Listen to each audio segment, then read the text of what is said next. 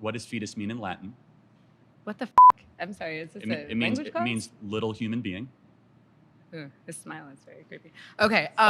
Smiling is creepy? No, your smile specifically. Got it.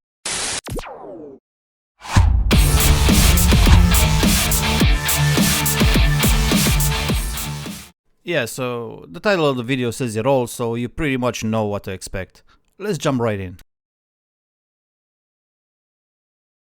Abortion is the forcible ending of the viability of a being in utero, otherwise known as a fetus. Do we agree that's what abortion is?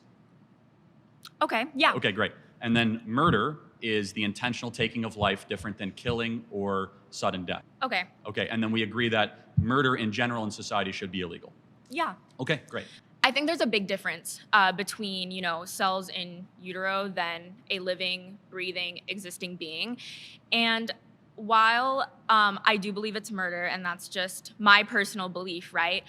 I don't believe in telling people what to do with their bodies. That's not up to me. I mean, what the we're what? Not even 2 minutes into the debate and we already got slapped with the sociopath statement of the year. Let's skip right past the fact that this girl just said that murder, which we define as unjustified killing, is justified in some cases, which is an inherent contradiction. But there has to be something malfunctioning in your brain to believe murder is wrong against born humans, but totally fine against unborn ones, because we shouldn't tell people what to do with their bodies, which is the most overrated statement of all times and demonstrably wrong. On the one hand, we tell people all the time what they can and can't do with their bodies. You can't use your body to break into someone else's home. You can't go naked into a kindergarten. You can't use your body to violate other people's rights and freedoms. Damn, actually? On the other hand, abortion isn't about telling someone what they can do with their body, or at least it's not only about that, but also about what they can do to another body, aka the unborn child. The fact that this restriction also impacts the mother's body and right due to the nature of the pregnancy is very unfortunate, but it changes nothing. Like I said, not even 2 minutes into the video. What species is the fetus? The fetus is not a species yet. It's technically classified as a parasite. No. The fetus is not a species yet. What does that even mean? A human fetus belongs to the human species. It is a human by all metrics except maybe appearance, if you want to argue that useless point. As to the parasite remark, I don't quite get why people use this argument. Well, actually I do. They call the fetus a parasite to somehow distinguish it from a moral perspective from born humans. See, the fetus doesn't hold the full moral worth of a born human because a fetus is nothing more than a parasite, which is just some lame semantic wordplay. Yes, humans do have a parasitic stage in their life cycle, so what? This doesn't change the fact that the fetus is still a human being in an early stage of development. So what these people actually try to do is to set different moral values to the human being based on its level of development, and the best way to do that is by calling the fetus a parasite. Dehumanize it and it will be easier to destroy it. Also, I could argue that even born humans can live parasitic lifestyles by depending on others for resources. This includes newborns whose lives will depend on other humans for a long time. By the same logic, they're also parasites, yet we're not allowed to kill them, right? Charlie makes the same argument shortly after, to which the girl felt the need to invoke an even more idiotic take. My 4-month-old that requires mom's breast milk and requires daily changes and feedings cannot survive without its own.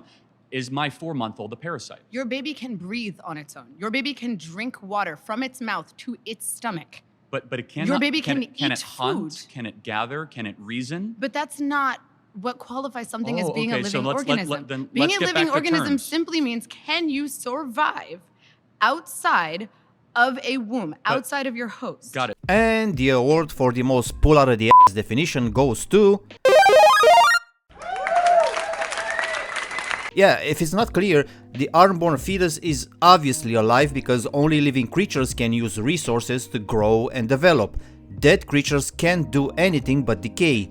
Plus, I'm not aware of where she got this definition of a living organism, because by her definition, sure, the fetus doesn't qualify as alive because it cannot survive outside of the womb. But that's not how we define being alive. So I don't know what this girl is talking about. What's the difference between an IUD killing a conceived zygote Because- and like a mother going to Planned Parenthood and killing the fetus in her womb? Well, if they knew for certain, to be more clear, that I have a fertilized egg and I'm going to take a drug to prevent that fertilized egg from attaching to their uterine wall, then yes, that is an act of killing or murder, of course. Okay, so But- do you but think you all do- murderers should go to jail? Do I think all murderers should go to jail? I mean, on third degree murder. However, no, I don't think women that got abortions or had IUDs should go to jail because I think that they have been deceived by mass culture and mass propaganda. Secondly, the people who should go to jail are the abortionists. So, to be clear, Charlie thinks that abortion is murder and that murder should be illegal and the murderer should be punished because that's what illegal means. But at the same time, he doesn't think that women who get abortions should go to jail. It's the abortionists who should get that punishment. Why this reasoning? Well, I'll tell you why this reasoning. Because Charlie knows that the notion that women who have abortions should be charged with murder and go to jail hasn't yet seeped into the prison culture as something normal and acceptable. So he doesn't want to go there yet because he feels it makes his position seem radical and extreme. So he's trying to circumvent that by shifting the blame onto abortionists and sacrificing his intellectual honesty and consistency in the process. You won't get spared of the murder charge just because you say that someone convinced you that the victim was a demon, will you? Things should be no different in the case of mothers who choose to kill their fetuses. Interestingly enough, one of Charlie's opponents could also identify this exact contradiction. So, like, pedophiles, people who were married to children in the past and normalized in that society, should they go to prison? Should pedophiles Like, go if to you could go prison? back in time, would you put those pedophiles in prison that married those children? Because it was normalized, they were deceived into thinking it's okay? Sorry. Pedophiles should get the death penalty. I would have killed them myself if I was alive back Okay, then. so But, then, like, so then you don't apply but- it based upon what people are deceived to believe. But You apply it yes, based I upon do. what you consider to be That- moral. it's a So the separate women who had issue. abortions, you think they should go to prison? That's correct, Bucko. I would give you a cookie, but I'll hold on to it because of the argument you're making right after. But we'll get back to you in a bit. Okay, the best way to decrease abortions happening is proper sex education. Limiting abortion and making abortion illegal does not actually decrease the amount of abortions that So happen. what Yeah, but two things can be true at the same time, young lady. You can both make abortions illegal while also educating people on it. One does not exclude the other. Plus, I would say you need to have both. Imagine that murder or stealing Can I hold one? Oh shit, I got a lobster.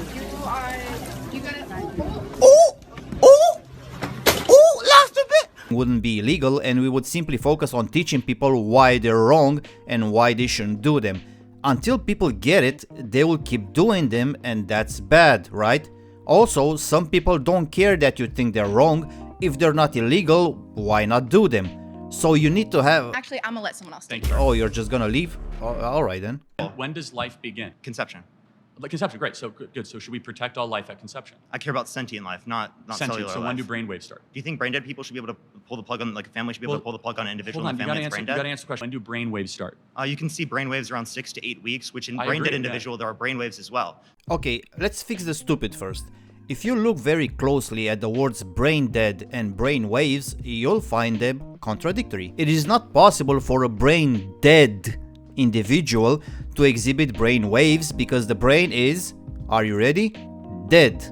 What the dude is actually referring to is a person in a vegetative state, where brainwaves do indeed exist. Now to tackle the main point, no, the fetus's status isn't the same as the person in the vegetative state. The reason being that we know for a fact that the fetus will develop a consciousness, and thus become a person. That's because the fetus is in a state of evolution as part of the natural development of the human being. This is different from a person in a vegetative state, since you have no idea when they'll wake up or if they'll ever wake up. So let's not treat the two situations as analogous because they're not. They would only be analogous if we knew for a fact that the person in a vegetative state will snap out of it after some time. It doesn't matter how much time. In that case, I would argue that we would have an obligation to keep them alive just as we do for the fetus for the exact same reason. Now, you could argue that killing the person in a vegetative state could qualify as a murder, at least morally speaking, because there's that possibility that the person could wake up at some point, and killing them prevents that. I'm fine with that argument. This still doesn't change the fact that the status of a fetus, where the development of consciousness is a certainty, is superior to that of a person in a vegetative state, where the recovery of consciousness is uncertain. So, stop using destiny arguments. My argument is abortion should be illegal at the moment that the fetus is capable of having all of the parts communicating that can deploy subconscious experience, which I read is anywhere from 20 to 28 weeks. I had a daughter and she was 10 and she got raped. And she was gonna give birth and she was gonna live. Would you want her to go through that and carry her Well, baby? that's awfully graphic. The answer is yes, the baby would be delivered. Oh, okay, great. So that's insane. But let me tell you why. No, hold on. Let me ask you a question. There's 2 ultrasounds I have. One is a baby conceived in one is a baby conceived by a loving couple. Which one is which?